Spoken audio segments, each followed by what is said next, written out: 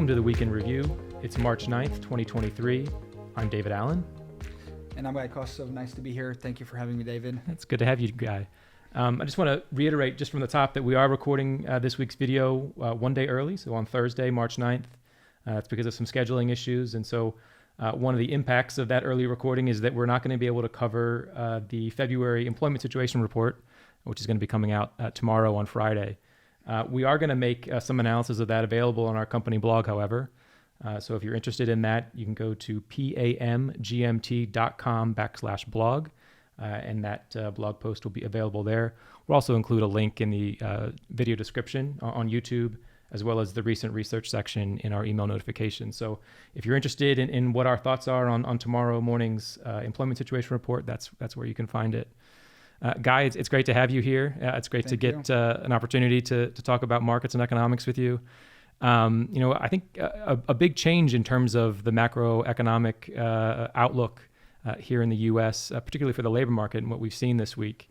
We had Jerome Powell, Fed Chairman, speaking to Congress, and a couple of important labor market reports that we saw. Do you want to talk about what you saw this week in the economy and what caught your eye? Yeah, so we had the unemployment claims came out a little bit weaker than expected, or higher than expected, I would say, but still relatively strong from a historical perspective. So we are seeing a little bit of cracking, but it's not significant enough.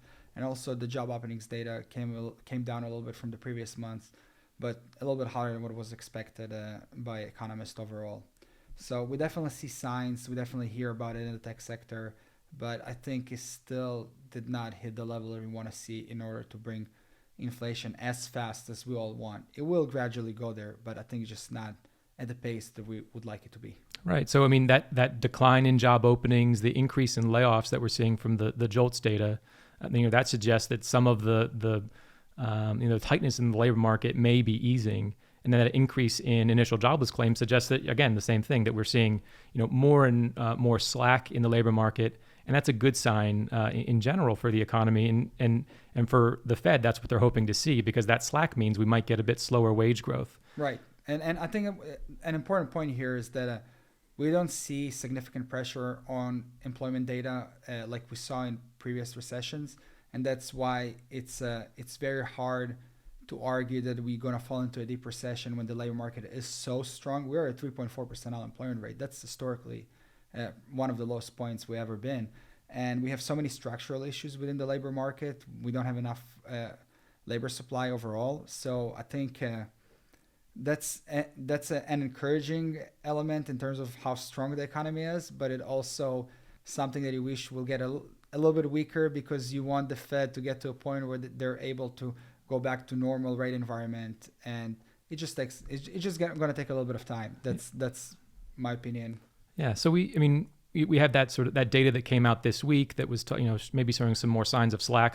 Good sign from the Fed's perspective, but also looking back about a month now to the January employment situation data, we saw 517,000 non-farm payrolls added, well above expectations, and that was some of what we heard Jerome Powell reacting to in his congressional testimony this week, right?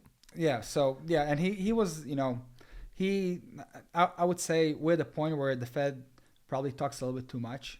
And because they talk a little bit too much, the market reacts a little bit too much to every word that comes out of their out of their script, or whatever we want to papers or whatever comes out. But again, I think the most important point that the market I wouldn't say tend to ignore, because we are trading pretty flat in terms of equities and treasuries. Well, not treasuries, in terms of equities, pretty much at the same place since before the speech, is that they are data dependent.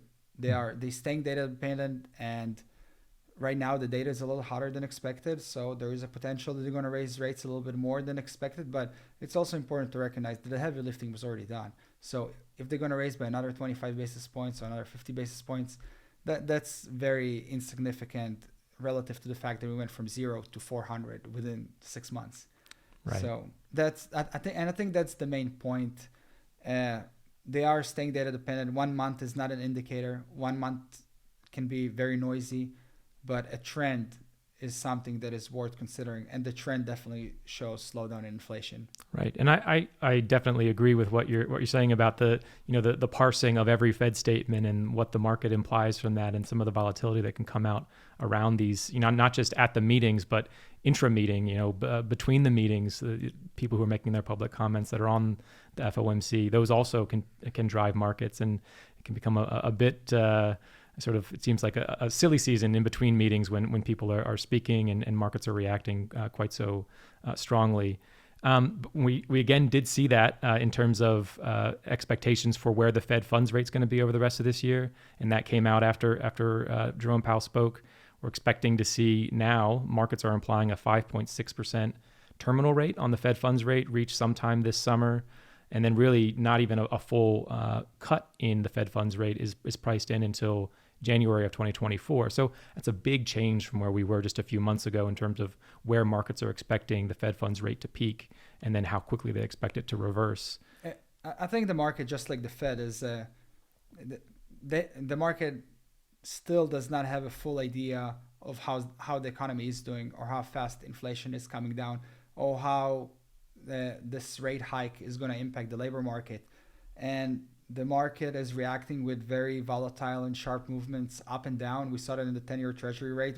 At some point we were at 3.3 and now 3.3% yield, and now we're back at 4%. So the same thing we see with the federal funds rate projections. And I think the main thing that Powell is trying to tell the market, and the market is kind of like how the market's reaction is, how can he say that? And is Powell tells the market, I don't know. Like the data is just so weird and so complicated that I never seen anything like that before. Our economic models are contradicting each other, and I'm just gonna say, I'm just gonna stick to month to month and decide what's gonna be the next step. And the market is like, reactions, well, how does this, I would say the smartest people in the world cannot understand what's happening in the economy. They should have the most insight. They should give us the clearest direction where the economy should go, or the market, or where asset prices should trade at, and they unable to do that. And that's why we see sharp volatility. Went from 5% terminal rate projection for year end to 5.6. That's sharp. But then if inflation and unemployment data comes better than expected, in the next few months, we can see the same sharp decline back to where it should be. So I think the big picture is we're in uncharted territory. No one really knows what's happening. Yeah, I mean, one of the things that our colleague Dylan has mentioned before is that it really does feel like the economy is sort of at an inflection point of some sort. And so we don't, at an inflection point, you don't know if you're inflecting higher or inflecting lower. And so I think markets are dealing with that uncertainty with a lot of that volatility that you're talking about. Part of that, as you mentioned, is the increase in treasury yields. The 2-year treasury yield up above 5% now, the 10-year treasury peaking above 4% last week. So that's certainly a very different environment in terms of yield in risk-free assets, as the U.S. Treasury is considered to be. How are you taking advantage of that as a portfolio manager to capture some of that yield and take advantage of the conditions we're seeing in fixed income right now? So this is, after 13 years that the fixed income spectrum was uninvestable. You're finally getting an opportunity to capture significant yield, and not only on risk-free asset, but also on high-yield bonds. So you're getting an absolute yield on high-yield bonds today that is 9% plus, which is significant. But you're also getting attractive opportunity in the treasury market, which is a proxy for the risk-free rate. 5% for a 2-year treasury, 4% for a 10-year treasury. That's basically you gaining 4% for the next 10 years without taking almost any risk in your portfolio. That's pretty significant opportunity. I think one of the things that we need to balance in fixed income is between the credit risk that we're taking right now, because we really don't know where the economy is headed. And if we are taking too much credit risk in the high yield spectrum, we potentially see increase in defaults, which will impact our performance. so we need to balance that with the risk-free rate opportunities that we have. So we're trying to mix between the treasuries, short duration treasuries, long duration treasuries, kind of more of a barbell approach, and adding a little bit of credit spread in that to enhance our yield, but making sure we're able to control the risk to a point where if things do go, the direction that we don't want them to go, we have the ability to unwind those positions pretty quick. Right. I think what you're saying in terms of credit risk and what we should be willing to accept right now is right on with my point of view. Also, is we do feel like there are some signs that there is going to be some economic weakening this year, and in that case, you really don't want to have that high yield exposure because, as you said, it tends to lead and be a sort of a canary in the coal mine for broader economic decline. So, keeping credit exposure relatively high quality seems like the right tactic right now. Yeah, and I feel the same as when it comes to equities, right? Like you're trying to find those companies that are well capitalized, that are not very leveraged, that have a lot of competitive advantages in the marketplace, and more than anything, very good management that can adjust quickly to changing economic environment. That's why I think traditionally, or for the last 13 years, everybody were preaching about those index funds and all those kind of like cheap management assets in their portfolios. I think where the economy is right now, stock picking is probably going to play better than traditional index fund. Okay. So let's switch gears a little bit. One of the things that we've had some discussions about, off camera is M2, which is the money supply in the U.S. economy, and the changes that we're seeing there, the changes we've seen over the last couple of years, and how that's maybe feeding into the overall economic situation in terms of economic growth and inflation. M2, the money supply, is not something that gets mentioned a lot. It's a bit more technical. But why don't you share with everyone sort of your perspective on money supply and how it's affecting things? So M2 is a measure of the money supply in the economy, like you said. So it's all the money in circulation in the U.S. economy at any given point of time. And traditionally, M2 was growing at a 4 to 5% annual rate year over year. That's the normal rate that the money supply in the economy was growing, contributing to GDP, maintaining inflation at a 2-ish%. But during COVID, we had an interesting phenomenon. We had a lot of monetary stimulus and physical stimulus at the same time. And the money supply went from 14 trillion to 21 trillion. That's a little over 25% increase within a year and a half. That's a very significant increase in the money supply. And that, assets reflected, risk assets prices reflected accordingly. They shot up and it was phenomenal, right? Like everybody enjoyed that. But then in the last 6 months, we had exactly the opposite. We see the money supply for the first time in 30 years-ish is contracting month over month for 6 months in a row, which is a positive, but negative. The negative part is that we definitely see the impact on risk assets. But the positive thing is that this is a leading indicator to the fact that inflation is probably peaking. It takes a little bit of time before inflation data is reflective of the decline in the money supply, but we are going to see that coming up in the next, probably the next few months. Probably second quarter will be very, very influential there if the money supply will continue to decline. And it's basically telling us that the increase in the federal funds rates definitely put the economy in a much tighter financial environment. Right. So the increase in interest rates that we're talking about before as perhaps investment opportunities, that has other impacts on the economy. It does slow down lending because rates are higher. We can see that in the housing market. That's certainly going to be impacting business lending and sort of what sorts of capital projects are feasible at different interest rates. And so that's one of the ways that the money supply can decline.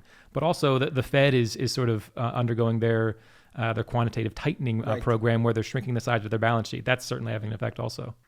Yeah, so quantitative tightening is definitely something that impacts the money supply. It's a relatively new phenomena. We never had something at this magnitude before, so it's kind of a wait and see what's going to be the impact of that in the long term or even in the medium term of the economy. Okay, great. Well, great discussion on M2. Turning our focus now to next week. Obviously, we have the big jobs report coming out tomorrow. Expectations are for a really significant slowdown in the pace of non-farm payroll growth down to 224,000 from, again, that 517,000 that we saw in January.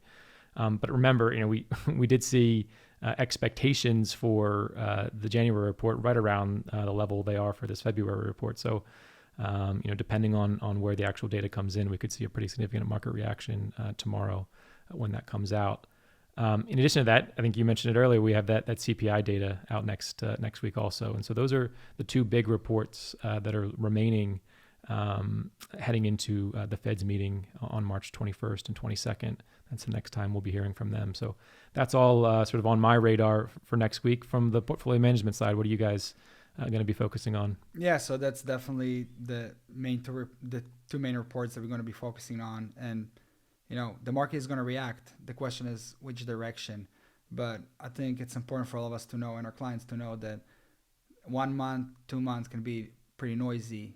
We are looking at a long-term investment cycle, and when we put money to work, that's what's important to see where the money is going to be in 5 years from now, and 10 years from now, and not in a month or two or in a year from now. So this volatility is good opportunity to add more cash and good opportunity to diversify into different asset classes. Okay, great. Well, I want to thank everybody for joining us this week on the Week in Review. If you're enjoying these videos, we hope you'll give us a like on YouTube and subscribe to the PAM YouTube channel. Also, if you're interested in asking us a question that we can address on a future video, feel free to email us at weekinreview@pamgmt.com. And with that, we'll see everyone next week. Thank you. Thank you.